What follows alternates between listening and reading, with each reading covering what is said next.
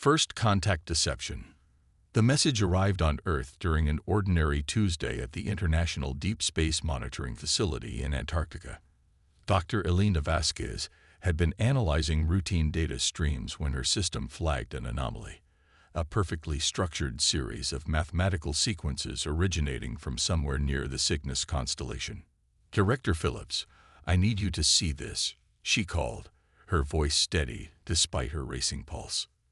Within hours, every major observatory and listening post on the planet had confirmed the signal. It wasn't background radiation or equipment malfunction. The message contained prime number sequences, mathematical constants, and binary code that unmistakably indicated artificial origin. After decades of searching the cosmos for signs of intelligent life, humanity had its answer. We were not alone. The full message, once decoded, was simple yet profound. We are the Alturian Collective. We come in peace and fellowship. Prepare for contact. Global reaction was swift and electric. Social media exploded with theories and speculation. World leaders convened emergency sessions. Religious authorities debated theological implications. In secure government facilities across the planet, experts worked tirelessly to formulate a unified response. When the Alturian vessel emerged from what they later called fold space, just beyond the moon's orbit, it defied all human expectations. Rather than the metallic constructs of science fiction, their ship resembled a living organism, a massive, iridescent structure that seemed to pulse with internal energy. It was breathtaking, advanced, and utterly alien. The Alturians chose the United Nations headquarters in New York for their historic landing. 3 beings emerged from a smaller craft that descended from the mothership. They walked on 2 legs and had 2 arms, but the similarities to humans ended there. Their bodies were tall and slender with translucent skin that revealed complex internal structures glowing with bioluminescence. Their movements were fluid, almost hypnotic. "We greet Earth with joy and anticipation," the lead representative announced in perfect English, their words somehow bypassing the ears and flowing directly into the minds of all present. "We are but one part of a vast collective of civilizations, and we have observed your species with great interest." The Alturians painted an enchanting picture of galactic society. Thousands of species living in harmony, sharing knowledge and resources. They described technologies that could eliminate disease, hunger, and environmental degradation. They offered humanity a chance to join this grand alliance, to take its place among the stars. World leaders, eager to secure their place in history, rushed to accept the Alturians' offer of friendship. International cooperation reached unprecedented levels as the aliens established cultural exchange centers in major cities. They shared carefully selected technologies, medical advances that cured previously terminal conditions, energy systems that promised to end dependency on fossil fuels, and agricultural innovations that could transform deserts into farmland. Lieutenant Commander Maya Chen of the United States Space Force found herself assigned as military liaison to the Alturian delegation in Washington, D.C., a combat engineer with a Ph.D. in xenobiology. She was chosen for her technical expertise and analytical mind. While the world celebrated humanity's new golden age, Chen grew increasingly troubled. The Alturians always had perfect answers for every question, yet revealed surprisingly little about themselves. Their technology, while impressive, seemed oddly constrained, as if they were sharing toys rather than tools. "Don't you think it's strange?"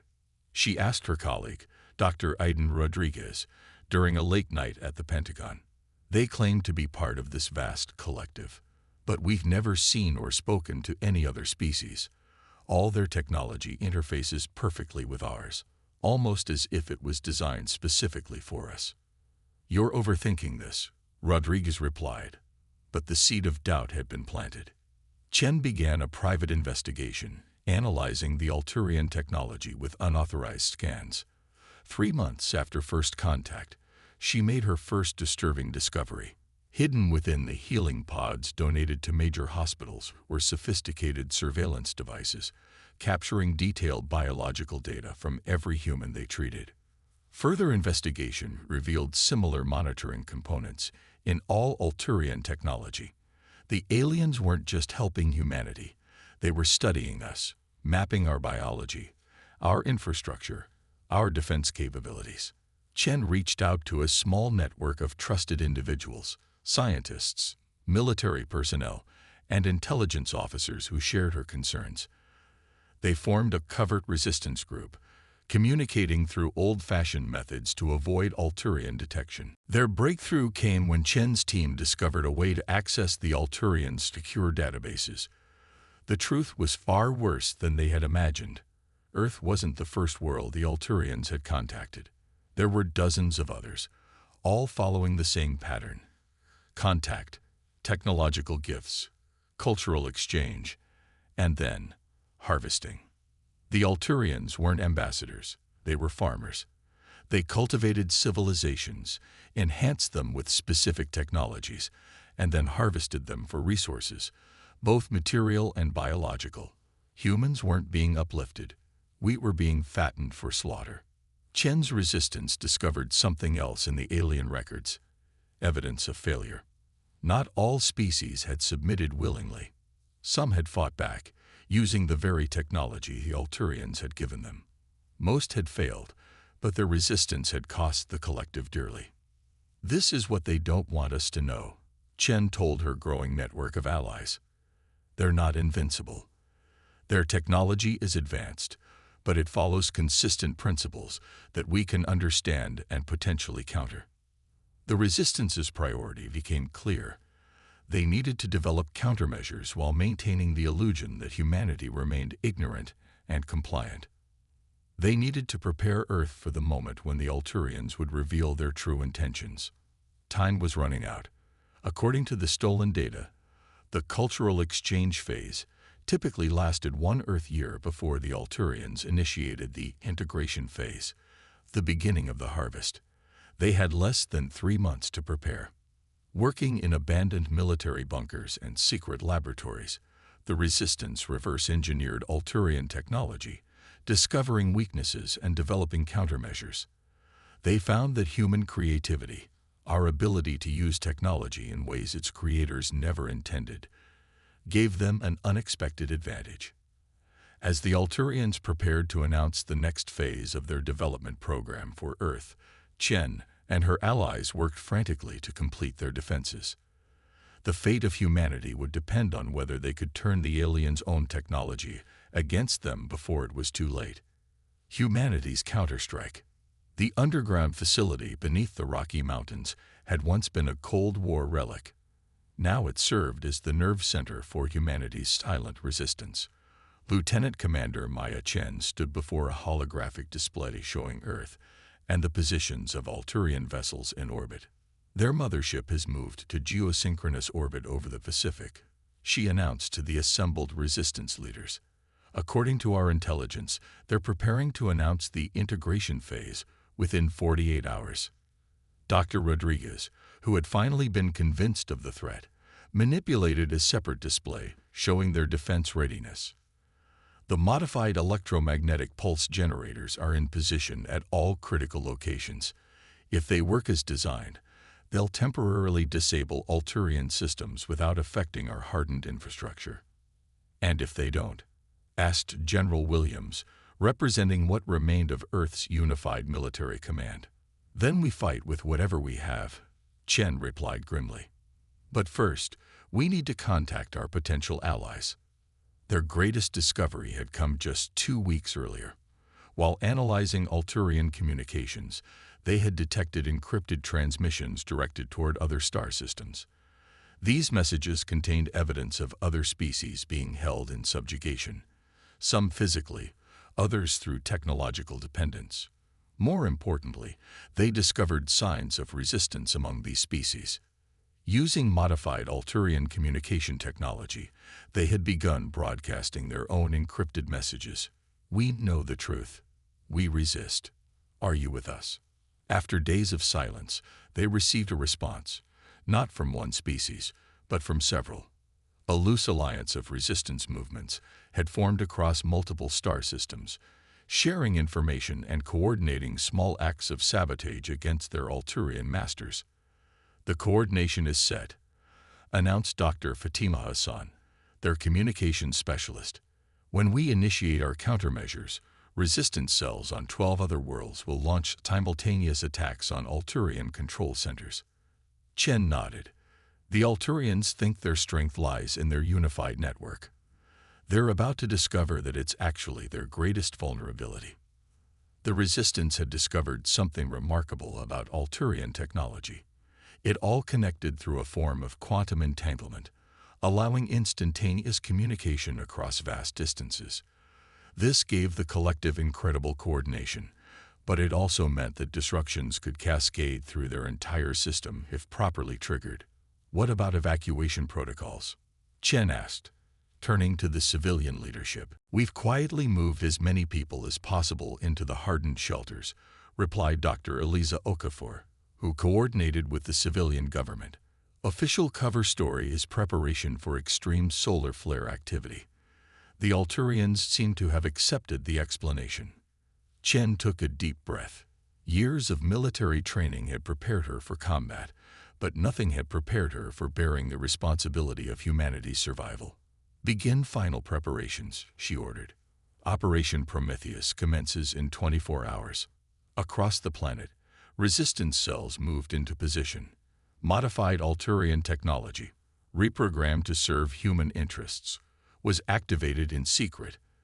The electromagnetic pulse generators, disguised as the aliens' own power distribution nodes, were armed and ready. In orbit, the Alturians prepared for their announcement. From their perspective, the Earth integration was proceeding precisely according to plan. Perhaps even better than expected. Humans had embraced their technology with unprecedented enthusiasm. The species showed remarkable adaptability and learning capacity, qualities that would make them exceptional additions to the collective's biological resource base. The Alturian High Overseer prepared the announcement that would begin the final phase.